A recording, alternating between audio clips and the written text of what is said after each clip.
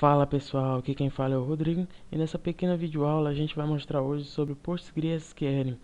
Se você é antenado com esse universo de banco de dados, com certeza já deve ter ouvido falar nesse poderoso SGBD que tem como três características principais: a gratuidade, a rapidez e a segurança. A gente organizou um sumário para que fique de maneira mais didática para você entender o que a gente vai falar hoje aqui. Nós vamos falar um pouco sobre o histórico, as características principais, quem usa esse SGBD, a disponibilidade do sistema operacional, as várias plataformas que ele tem, as transações e heranças, o armazenamento de dados, o controle de concorrência, sua robustez, segurança e backup, uma pequena criação de banco de dados e tabela, e um bônus no final, e também as nossas referências, claro. Começando, é necessário a gente dizer que o PostgreSQL é um poderoso sistema de gerenciamento de banco de dados objeto relacional, de código aberto, claro, open source. Esse código aberto, essa licença de código aberto, ela é oferecida pela própria Postgre de maneira gratuita. O Postgre foi desenvolvido originalmente no Departamento de Ciência de Computação da Universidade de Berkeley. E o que eles queriam? O principal problema que eles tinham era a incapacidade do modelo relacional compreender tipos, o que hoje nós conhecemos como objetos. Ou seja, a grande preocupação era a combinação de dados simples que formassem uma única unidade. O projeto resultante, chamado de Postgre, que depois recebeu a sintaxe SQL, era orientado a introduzir a menor quantidade possível de funcionalidades para completar o suporte a tipos. Que se já existia, o que era criado, era necessário ser aproveitado. O que a gente conhece hoje como objetos poderiam ser implementados classes que já foram criadas. Algumas características: ele tem mais de 15 anos no mercado, para você ver a aceitação que ele tem. É open source, como a gente já disse, robusto, roda em todos os grandes sistemas operacionais atuais, é totalmente ACID, que é atomicidade, consistência, isolamento e durabilidade. É flexível, tem alta estabilidade, é seguro, orientado a objetos e, claro, permite a criação de chave primária e chave estrangeira, assim como joins, visões e gatilhos.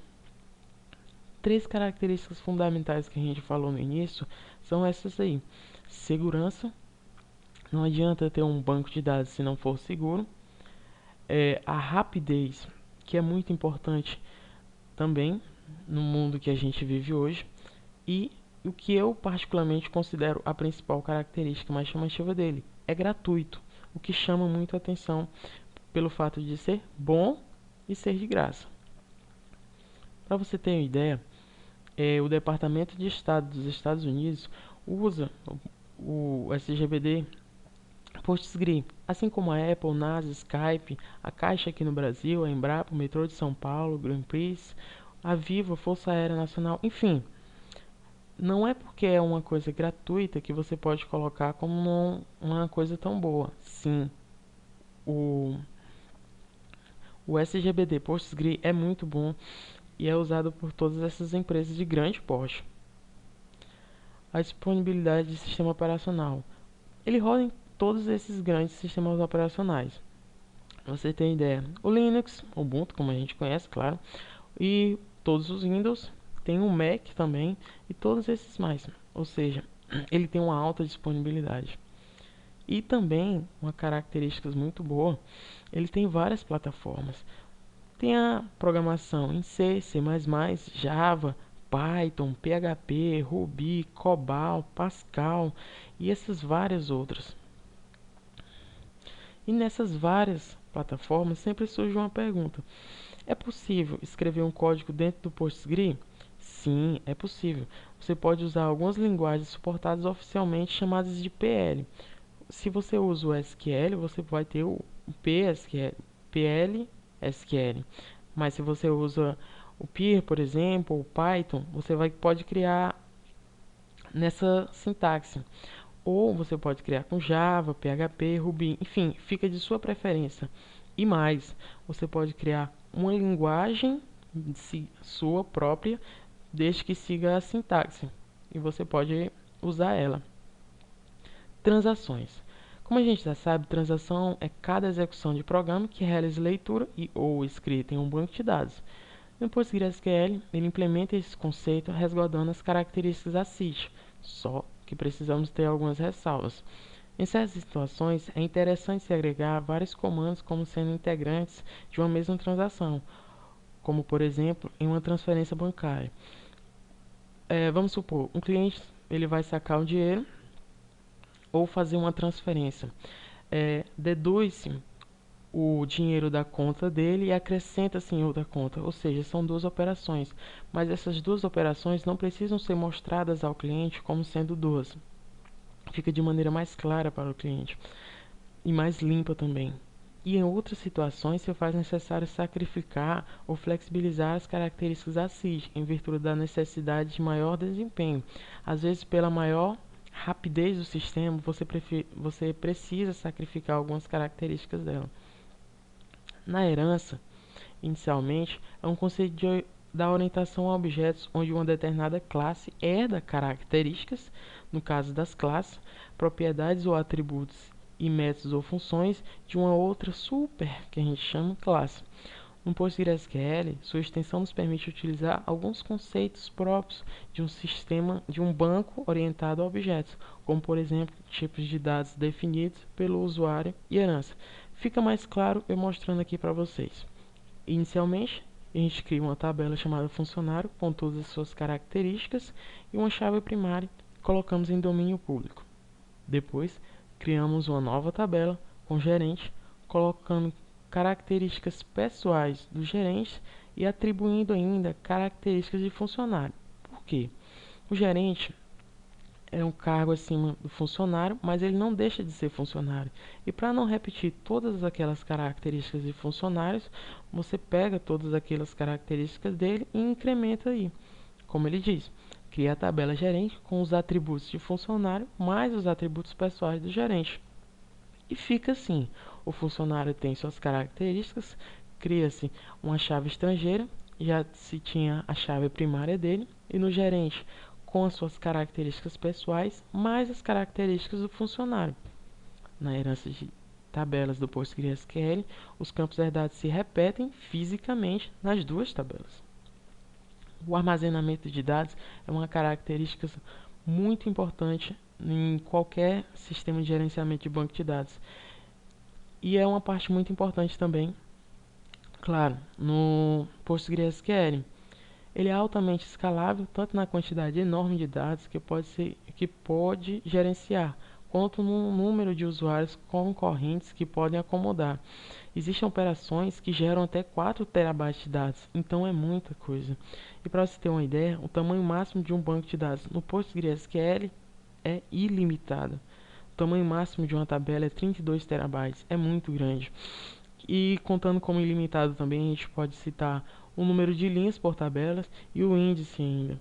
E o número de coluna pode ser imenso. Controle de concorrência. O controle de concorrência é utilizado para controlar eficientemente a atualização e visualização dos dados por diferentes seções ao mesmo tempo. Vamos supor, o setor do RH não pode deixar à vista para o funcionário quem está na lista de demissão, por exemplo, seria um erro. Por isso que existe esse controle de quem pode acessar quais dados. O PostgreSQL implementa esse conceito de duas formas. O Read Commit, que é uma forma comum nos outros sistemas de gerenciamento de banco de dados, e o Cerezeiro. Como é isso? No Read Commit, os dados visualizados são aqueles que foram efetivados antes do comando iniciar, e nunca os dados que não foram efetivados ou aqueles que foram efetivados pelas transações concorrentes. Isso a gente já é bem básico em sistema de banco de dados. Em Serializable, que é a característica que tritava mais no PostgreSQL, os comandos enxergam os dados efetivados antes da transação iniciar. Ok? Robustez. Sendo uma das maiores preocupações dos desenvolvedores em qualquer SGBDD, é uma grande procura no PostgreSQL, que ele foi criado para suportar grande volume de dados e de transações concorrentes, como a gente viu. Segurança, outro quesito muito importante, o controle de acesso aos dados deve ser feito de acordo com a necessidade de cada sistema. Existem informações que não devem ser vistas por todos os usuários, como por exemplo, que a gente viu, né? Uma tabela que contém os salários dos funcionários e ou os dados de um projeto novo que esteja em fase de desenvolvimento. Não pode ficar acessível a todos, mesmo que eles tenham acesso ao banco de dados. Existem restrições. Isso é muito importante e sempre é usado. Ao tratar da segurança, agora entrando em backup, é oferecida pelo PostgreSQL. Um dos principais aspectos é o mecanismo para a criação de cópias de segurança e seu restabelecimento em caso de falhas. Vamos supor, uma queda de energia, uma falha no hardware ou qualquer outro tipo de sinistro não pode prejudicar todos os dados que você tem ali. E existem duas maneiras poderosas de fazer esse backup, que é o dump, que é um recurso que armazena diversos comandos em um arquivo de texto que pode reconstituir os dados do banco de dados do banco através de comandos SQL, de criação de tabelas e todos os comandos necessários. E o Point in Time Recovery, como o próprio nome já diz, ele recupera a partir do ponto da data informada, da hora informada pelo administrador. Uma criação simples em uma tabela aqui no banco de dados.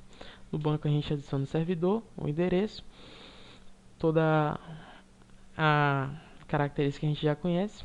Passando para a tabela, a gente cria uma tabela chamada CD, com todas as suas características, como o código do CD, o código da gravadora, o nome do CD, o preço de venda, características de um CD, óbvio.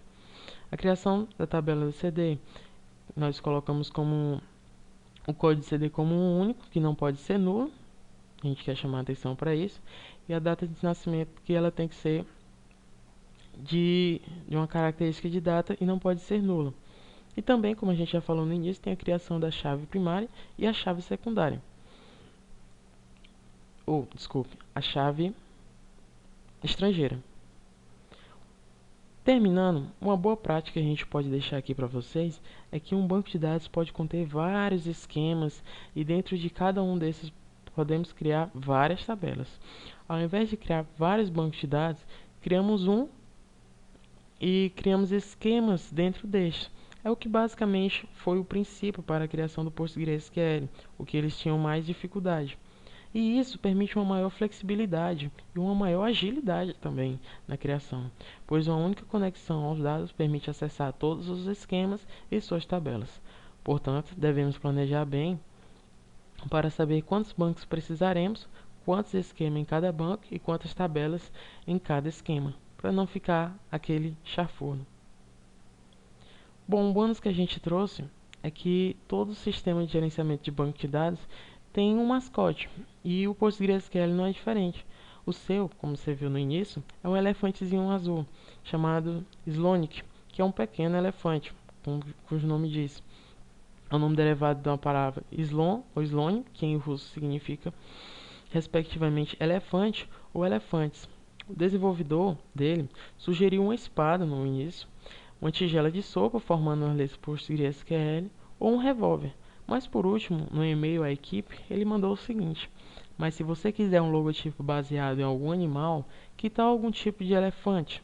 Afinal, como o famoso título de Agatha Christie, elefantes não se esquecem. E foi bem sucinto para um banco de dados, nunca esquecer.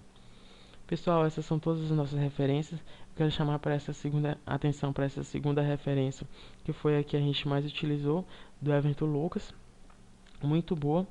E também entre no site PostgreSQL BR, que oferece toda a comunidade brasileira, que traz a introdução e o histórico do Postgre. Ok? Muito obrigado e até mais.